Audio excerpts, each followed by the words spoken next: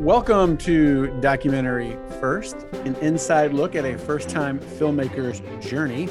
I'm your host, Josh Lindsay from the Movie Proposal Podcast. And with us is our first-time filmmaker all the way. I actually don't know where you are. It's Christian Taylor, by the way. Christian, where are you? I am in Laurel, Mississippi.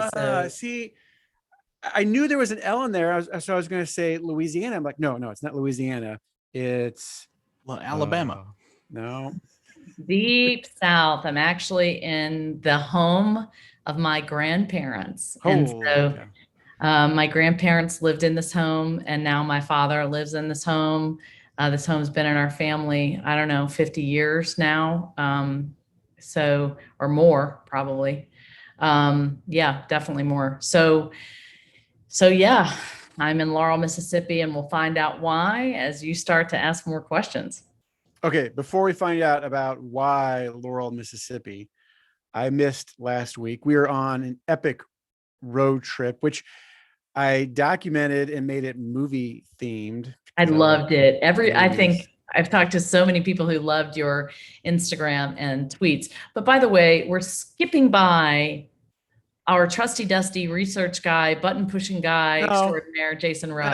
I'm just ignoring him today. Which is fair. I deserve that. He dissed me earlier, so I thought I was running the podcast, Christian. Sorry. I just don't want to forget Jason. A lot about me that I don't even remember what I dissed Josh for, or that I dissed. There's nothing. No. All right, let's jump right in. Us, as always, is Jason Rugg. Thank you for being here, Jason. Okay, got that out of the way. I wasn't here last week because I was on this road trip with my family, South Dakota, Wyoming, Colorado. Went to all the great places you can go to out there, like Devil's Tower, Mount Rushmore, the Rockies. So I missed the podcast, but I heard something about a potential accidental crime Christian committed or potentially committed. Can you update us on that, please? I will absolutely update you on that. However, you've piqued my curiosity, and I would love for our listeners to understand more. You had briefly said, before I so rudely interrupted, that you had made your post movie themed. So in case people want to go back and research your Instagram and your Twitter posts from your vacation, why don't you talk a little bit about what you were doing there? Well, on Twitter, you can go, I think it's JQ Lindsay is my Twitter handle. I don't know how you find me on Instagram. Just look up my name, I suppose. But we took a family road trip. My wife, Angie, planned it. That's her hobby, is planning trips. And she decided, we did a bunch of national parks last year, so we decided to do it again this year. We hit all these places, and then we arrive in our final destination, Estes Park, in right next to Rocky, Colorado. Yeah, the Rocky Mountain National Park. Across the street from our lodge, it was called Discovery Lodge. This was much to my children's dismay. We stayed at the lodge, not the Stanley Hotel, which was across the street, which is this 100-year-old hotel that was also featured in the movie The Shining and Dumb and Dumber. So we went over there, took a tour. Right away, the kids were like, "Oh, we got to stay here." And, I'm all about saving money, and we don't need to stay in this fancy hotel. However, it was in a bunch of movies. And so I was on board too. Unfortunately, they were booked and we couldn't stay there. Right. But so I wanted to post some pictures, and I mentioned this, it was in these movies. And I thought, well, wait a second. I'm going to just make a whole week-long post of where we visited and all the movies that were filmed there. And the next obvious one was Devil's Tower, which is Close Encounters of a Third Kind. We visited Deadwood, which is, there's Deadwood, the movie and the series, and then all these other great places. So it was a lot of fun. It was not a movie themed trip. I just promoted it as such. Well, it made it very interesting to follow you, and maybe that will inspire some others to actually take a movie themed trip. So thank you for sharing that. Sure. All right. So you want to hear about my potential criminal activity? Well, this is just a quick recap, because if you listen to our podcast every week, you will have heard last week about what happened with Well, with our certificate of good standing for Normandy project. So Josh, I wanted to apply for this relief grant DuPage, which was a grant that DuPage County has up to $50,000 for small businesses located in DuPage County. And so I filled out the application, and then I needed to upload proof papers to show that we had lost money during the pandemic. And one of the papers was a certificate of good standing. And so I had to go to Delaware, which is where we incorporated, to get the certificate of good standing. When I went there, I realized we were not in good standing because my lawyer was the one that was receiving the emails to pay our taxes and any registered agent fees. And he never forwarded those on to me. So I had no idea that I was needing to pay things to them. Because of that, we were 3 years delinquent. And so we had to pay a lot of back fees and taxes to the tune of $3,000, which was devastating because we had, been saving that just for things that came up. We did have it in the account, but I, paid it off. And I thought I was done. I got the certificate of good standing. Then I had to take it to Illinois, where we've actually been operating for 3 years. And I had to give them that and try to get a certificate of good standing from the state of Illinois. When I did that, I realized I was not in the good standing in the state of Illinois either, because my attorney neglected to file the proper paperwork so that we could operate legally in the state of Illinois. I'm not sure I can be part of this organization anymore. It sounds a little shady. You also need to fire your lawyer, by the way. Well, honestly, my lawyer has been in our family. He's my Hunter's godson. So he's been in our family for quite a while. And I just think they were honest mistakes, and that happens. Sure. And, I'm not mad about it. We did. Oh, well, hello. I'll get it. Getting a FaceTime call from Hunter. I'm so sorry. So anyway, he's a good friend of our family's, and we've kind of worked this out. But long story short, when I went to get the certificate of good standing in Illinois, and I told them that, we'd been operating there for 3 years, I had to pay back penalties, back taxes, just different sort of fees to the tune of $7,000. Oh my gosh. Which I did not have. And so I had to charge that. The good news is they were very helpful in the Secretary of State's office. I was able to get papers right away, and I was able to submit the application for the relief grant to DuPage. If I receive that grant, that will be very helpful because, it will be very helpful. So we'll see what happens. But anyway, how much is the grant for? $50,000. Oh, yeah, that'd be great. That would be great. So anyway, that's just to clarify, in good standing, do you mean like the business is in good standing? Okay. Yes. So the business has to, oftentimes when you are applying for grants or things like that, you will need a certificate of good standing that shows that you have paid all of your taxes and, you've done everything that you need to do in order to apply for the grants or whatever. Okay. So anyway, that's what you missed with that. We haven't heard. I was hoping that they would review the case over the week. I did not hear anything. So as of right now, I do not know if we are, if we've met the burden of proof that shows we deserve the grant for having a loss during the pandemic. We shall see. So there's that. Any other questions? No, these things just stress me out though. So I'm just asking you, please don't quit. I know, honestly, it wasn't my fault, and I have rectified it, as challenging as it was. And I was so thankful. This is how God, I believe, has worked continuously with me through this project, in terms of not knowing what I don't know and bumping into problems.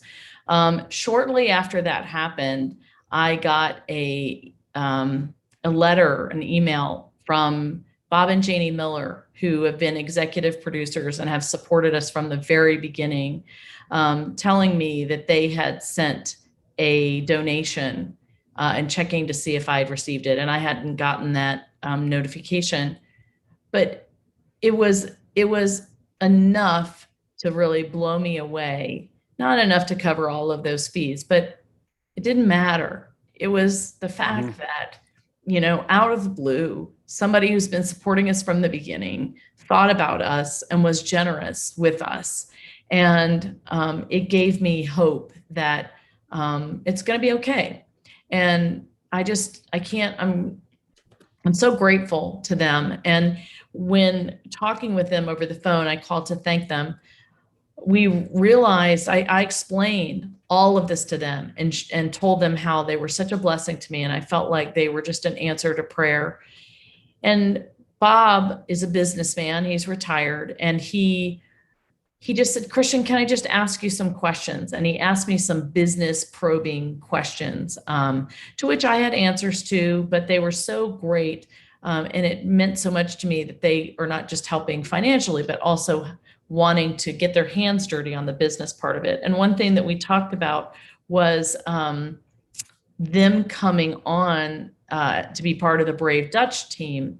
And the great thing about that was, if Virgil Films does go and is able to get the financing for the Brave Dutch, we won't necessarily need them to help us financially, but I really do need help, in other ways, particularly with the business. And he said, Christian, I know you're going to have to set up an LLC for the Brave Dutch when it comes time to do that. I would like to encourage you to form a board for that, so that you would have support going through this process. And I knew that you needed that for a nonprofit. I hadn't thought about that in terms of, having the board for the LLC.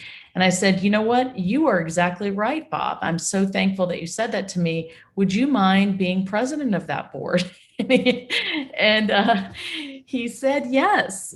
So I was just so thankful. I was just so thankful for that. So Janie Miller, they listened to the podcast. I just want to say you are an answer to prayer, a blessing from God. And I thank you so much for coming along with me on this journey, always having my back and being willing to go where the adventure leads us next. So anyway, that was a blessing. And we'll see what happens with that grant. So any other questions? No, but I think two things come to mind. One, better be careful what you ask, because otherwise someone's going to put you in charge. Number one, right? That's true. Number two, it just reminded me early in my business, I was really struggling, and I was really praying for a sign. Am I supposed to be doing this? Because this seems really hard, and I just need to know I should keep going or not. And I mean, within a matter of a day or two, someone reached out to me, and I was looking for someone to partner with me in the business. And it was exactly what I was looking for to a T. And I couldn't believe it. Like he just showed up, and we met, and everything he said was like, oh my gosh, I've been like praying for this. The funny thing is this guy he was worthless. He did nothing. But it gave me enough courage to go another week that I just kept going, right? And so Sure. fast forward, 18 years later or whatever it was, here we are, so I'm glad I didn't quit.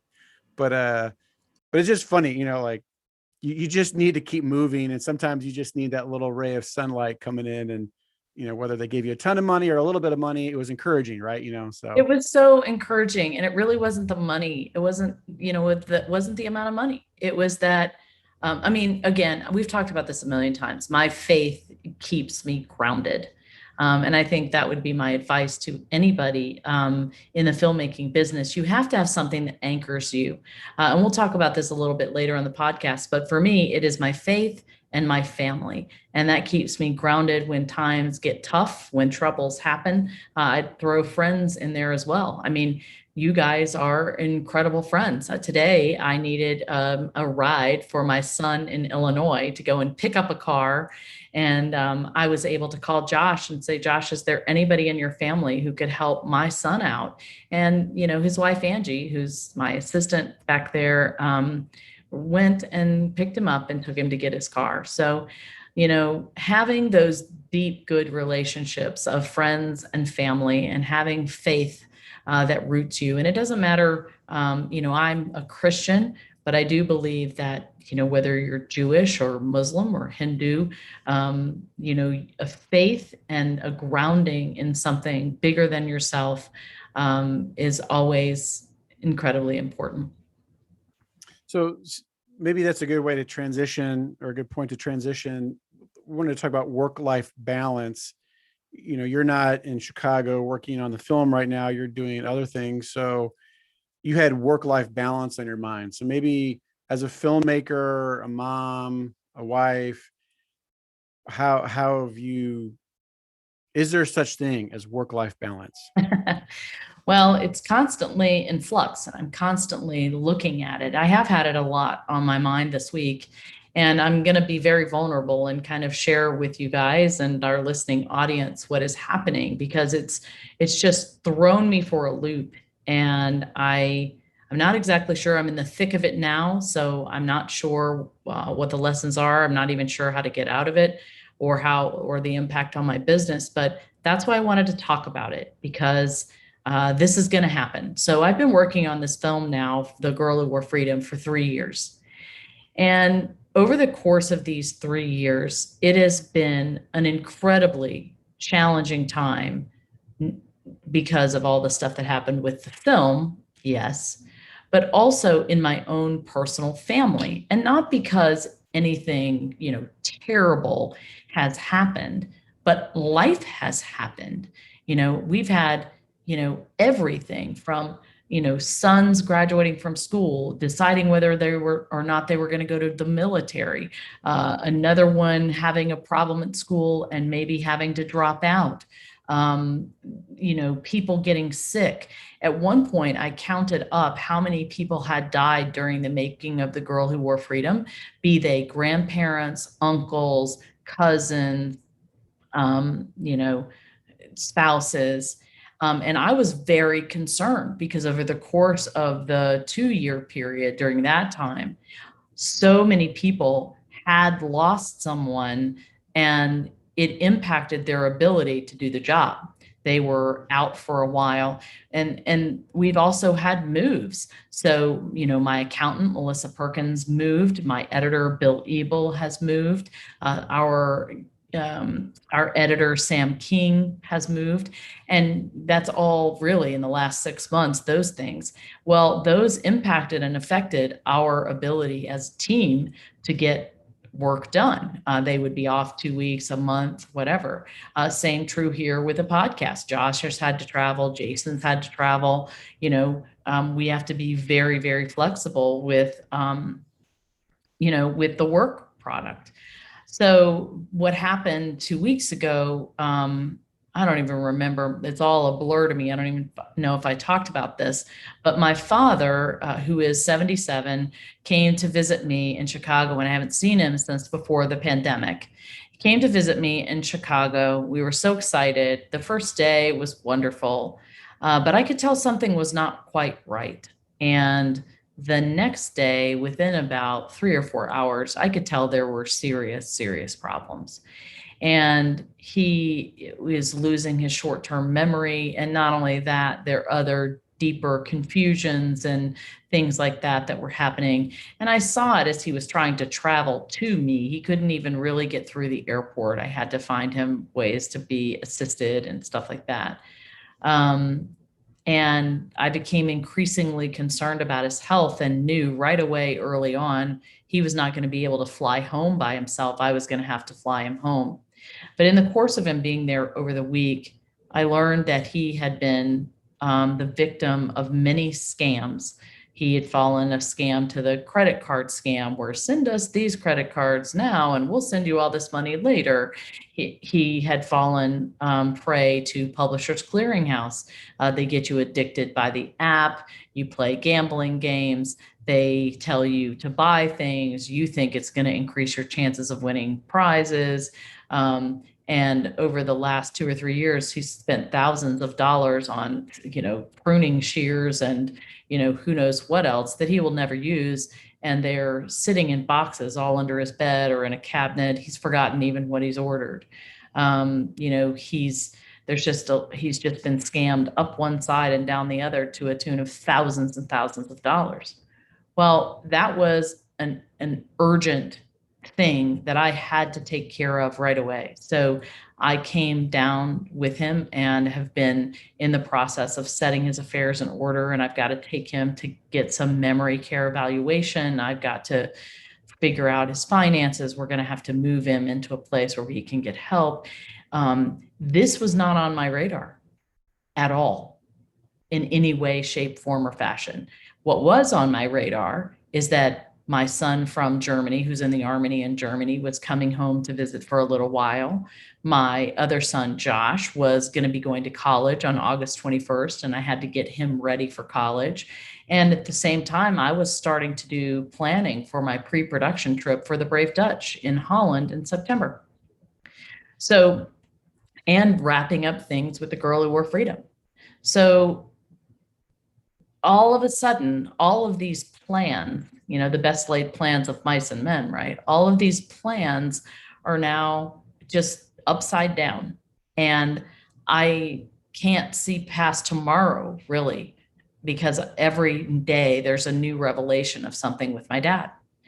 And I have been thinking about this, how am I going to balance now going forward, overseeing my father's care, overseeing, stuff with my children. And of course, before all this, we decided to do, a major renovation in our house on the basement and on the second floor.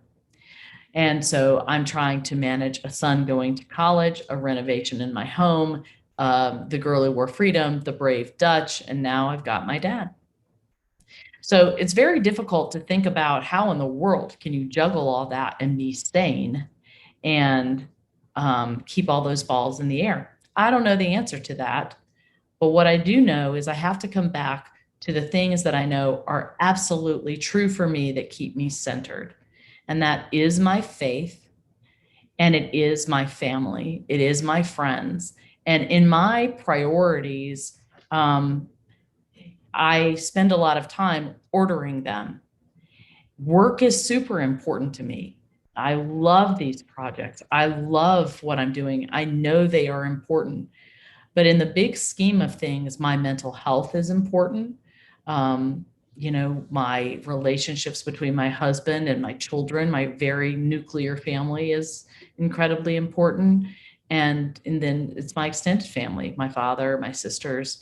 And I really do prioritize those when it comes to a time like this over my work. Because I could never live with myself if I did it any other way. Now, the reason the faith comes into play is I have to trust that by ordering my priorities in a way that I think honors my family, honors the work, honors myself, I'm going to have to trust that the other details for my work will take care of themselves. I've put a good team into place, and I am calling on them to help make sure, my budgets and my to-do lists are kept current. One of the things that I have been struggling to do is interact with my Patreon supporters. I need to be doing a weekly video, but Mindy Cook, who's been overseeing that, has had a work project that consumed her for 2 weeks. And so we got thrown off on that thing. So in my world, I've chosen as a leader of this company, I've said family is first. And it doesn't matter whether it's my family or someone else's on my staff, family is first. And if people are having issues with moving or with their own parents or with a death in the family, I've always said, you take your time, you do what you need. The details will work themselves out. And a lot of people have said that they've really appreciated that approach on our team. It's given them the freedom to do what they need to do. And now I'm in the same boat with myself. And so I'm going to kind of have to give that lecture back to myself and ask people on our team to be a little patient with me. So there you have it. I think no matter what, people have to figure out what their priorities are, what grounds them, and trust those to see you through when the storms of life, which inevitably come. I think, in terms of having a business, and you mentioned having, well, actually, I don't know if you mentioned, did you mention mission? I didn't mention mission, but please, let's talk about that. Well, you just kind of highlighted it a little bit when you're, when you were saying like families first, and it's not just my family, it's, my teammates' family, that kind of stuff, where it's,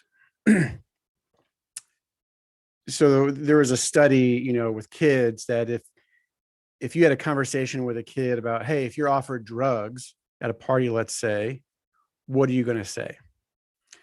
And when kids say, well, I'm going to say no, if that conversation happens, then those kids who actually, say no to drugs actually goes up, versus kids who never had that conversation, no one presented the idea to them, and then they're offered drugs, they tend to accept the drugs. Those numbers go up, right? So the point is those who made the decision prior, like, I'm not going to do drugs, it doesn't mean they all avoided it.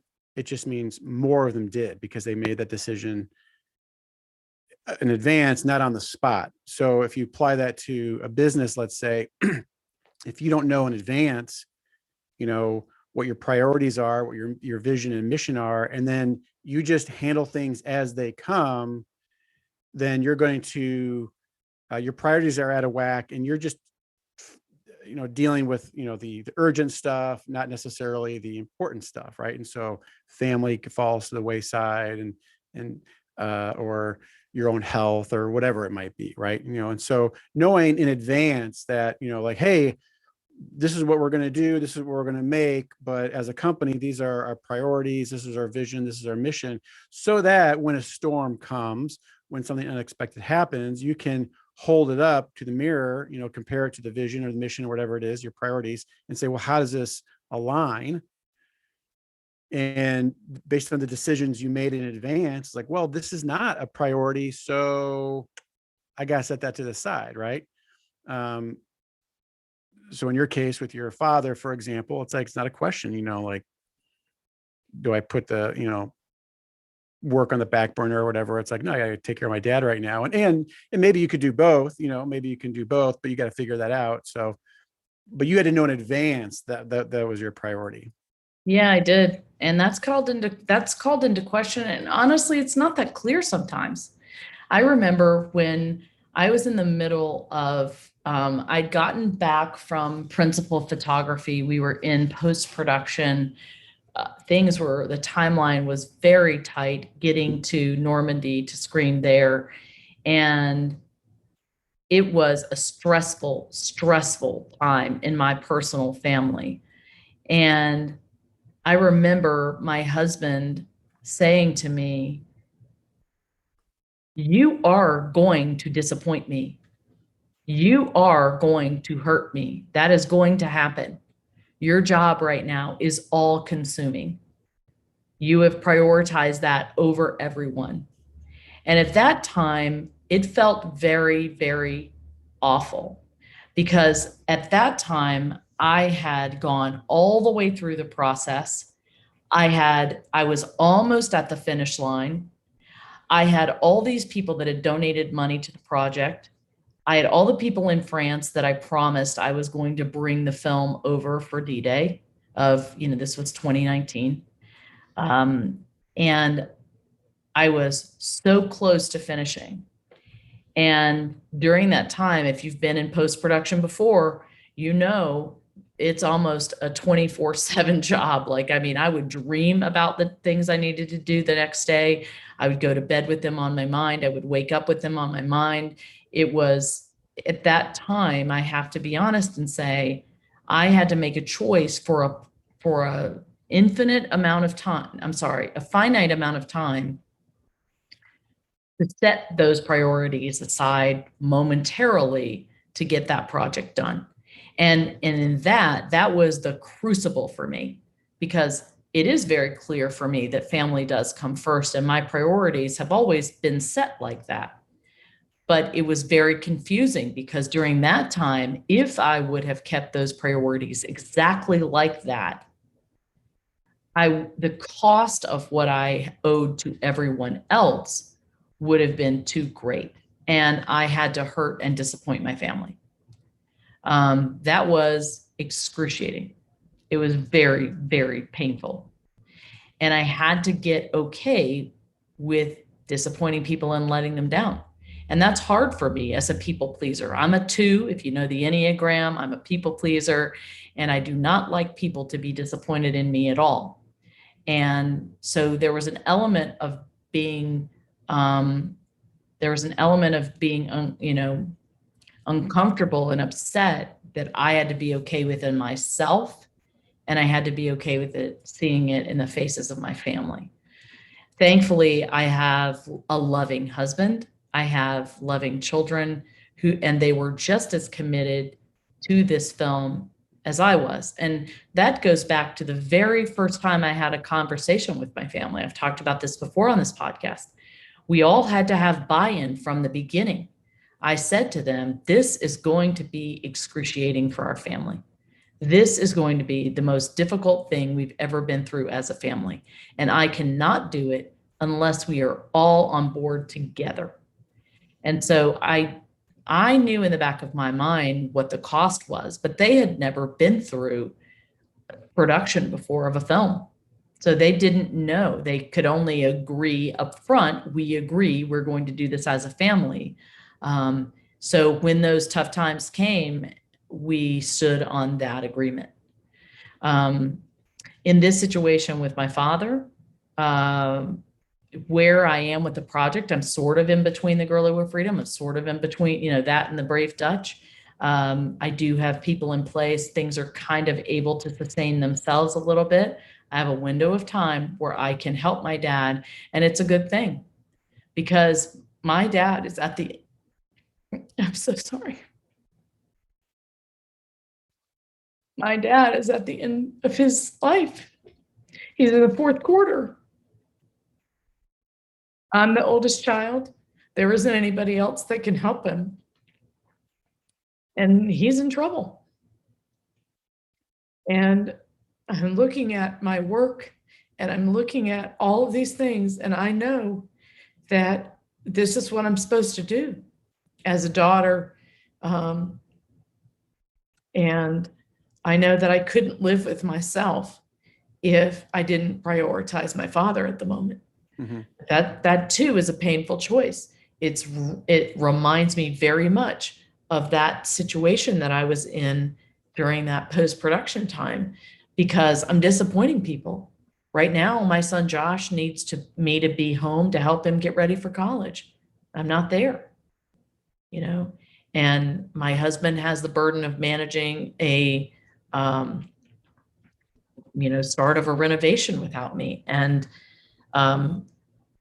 this is excruciating. And I think as a filmmaker, sometimes you have to make those difficult decisions. And it's very important that you have a good sense of what your own priorities and values are at each juncture, so that you, like you said, don't have to make them on the spot. The other thing to keep in mind too, and I'm sorry about your dad, Christian, is, when we say things like work-life balance, we have this assumption that, like, we just think of it like in the time frame and make it like a day or a week. We're like, we have equal amount of time today for work, and equal amount of time for family, and equal amount of time for myself or whatever. And really it's more like seasons, if you will. If you got to step back and there's a bigger picture of, like, I mean, like you couldn't do movies just boom, boom, boom, one after the other, at the same pace you did Girl Who Wore Freedom, and expect to, maintain a family and, health and things like that, and so there's just seasons, so there's, and you can prioritize things during those seasons. Cause you're right. There are going to be times where you just, you're going to miss, you're going to miss your kid's baseball game. You're going to miss prepping for college. You're going to miss whatever. You can't be there for everything because things come up, right? Whether it's work or your dad or whatever it might be. And so, on a personal note, I mean, come on, Christian, like it's your dad, I think, you are where you're supposed to be, and people know that, like it doesn't make it easier necessarily, but there's no question, so. Yeah, I appreciate that. And, Josh, honestly, I'm going to be upfront with you. I hope you don't mind this, but I mean, you've just gone through a very similar thing with your own mom. And Mom and dad. And I've just watched that process from afar, and watching you navigate that yourself. And some of the advice that you've given me has been hugely helpful. It's been, very, very helpful. And I didn't feel like I'm alone. And, B, some of the things that you have said have been helpful. They've come back to me. And it's even funny. It's, there's a time, Jason, I don't know if you know about this, but I had tweeted about all of the t-shirts in my house. We were cleaning out the basement in order to, to get ready for this renovation. And I tweeted like, oh my gosh, what am I going to do? All of these t-shirts are here. My husband just wants to give them all away. I want to make blankets out of them, which they do. And Josh texted me privately, and he's like, look at all of this stuff I'm having to deal with, at my mom's house. Sometimes it's just better to get rid of it all and not carry that baggage. And even that, that little text and that perspective was helpful to me. And that's where, we come back to how important friends are in this process, because they can help each other. And Jason, I was thinking about this. You too have been shouldering responsibility for your grandmother. I mean, you'll often say, nope, I can't be here today. I've got to take my grandmother to the eye doctor. Talk about that for you. Yeah. How did your priors get so out of whack, Jason? Go ahead and talk about that. This podcast is the top of the pyramid. No, it's kind of funny. I've talked with my grandmother about this, and her eye started to go bad. She has one good eye. The other eye has been taken by macular degeneration, which is effectively you lose your vision from the middle out. And so you end up with like a donut of vision in one eye if you get to keep any. And so macular degeneration took that one eye years ago, and it started on this eye exactly as the pandemic started. The same week that the pandemic lockdowns hit Chicagoland, she had this. So we were like going into eye doctors' clinics before we even, like, masks still weren't a thing. It was just a very weird, like, all right, it's an emergency, get her in. And so it's become a at least twice a month thing where it's half a day, taking her in for shots in the eye and just checking in on her eye and all sorts of things. So, and that became part of my job because I work from home and I can do that, and no one else in the family could. So that's, it's just, I have to schedule around that because that is what needs to be done. And I'm happy to do it, but it is definitely an obstacle sometimes. Yeah. But I think at the end of the day, we all want to know that we've been faithful to do what is right. And that what is right is different for different people. But for me, it means doing what is right in light of what I believe with my faith, in light of, what I believe about family and what I believe about work. So yeah, well, we're running short on time. I'm so sorry that I took up so much time and we're running behind. Well, let's wrap up real quickly. You mentioned you just did an interview with a movie critic that people can listen to that's come out soon. Can you tell us about that? Yeah, I'm so excited about this. I just want to give a really big shout out to Lindsay Dunn. Lindsay is a librarian, but she's also a film critic. She's a member of the North Carolina Film Critics Association. She's sort of getting her career going, and she is the owner of One of My Stories. One of My Stories is her website, and you can go there and learn more about Lindsay Dunn. She's a contributor at Elements of Madness. And she wrote a wonderful review of The Girl Who Wore Freedom a while back, and then asked if she could interview me and for her YouTube page. So we did an interview a little while ago, and it's now finished. It's on YouTube, and there is a link for it on her website, One of My Stories. So you could look up Lindsay Dunn and her website, One of My Stories. You can go there and see the interview that she and I did together. We will share that on our social media, and I think you'll be able to find our review on our website as well. And she was featured on the Movie Proposal podcast discussing the Mitchells versus the Machines with Josh and Jason when Sky was on vacation. It was a lot of fun. Yeah, no, Lindsay's great. You should check out this interview. I think I've heard of that podcast. I'm not sure. You think you've heard of the Movie Proposal? Yeah, I think so. Might have to check it out. Yeah. So, so that's what's going on. I'm not sure exactly where I'll be next week, but hopefully we'll be able to do another podcast and we'll have some new news to report. Well, it's an adventure. So, but yes. And just as a reminder, where can people go to check out the movie and give a donation? And thank Patreon? You so much. thegirlwhoworefreedom.com. You can go there to watch our trailer, read blogs. There's just so many things happening there. You can make a donation there. We would love that for sure. We are still ongoing and of course need of funds. You can also join our Patreon. Jason, if you could you tell them how to find us on Patreon? You can Patreon. Patreon.com/Doc First Podcast. Yeah, so join us there. There's some wonderful little things there. We've been sending out, different things for our our Patreon supporters. So hopefully they're getting those already. Awesome. Okay, hey everyone, thanks for joining us, Christian, for sharing everything that's going on with your family. And I know it's a lot, and we'll be praying for you. But thank you to our listeners for listening to Documentary First, where we believe everyone has a story to tell and you can be the one to tell it. Yes, you can. Bye, everybody.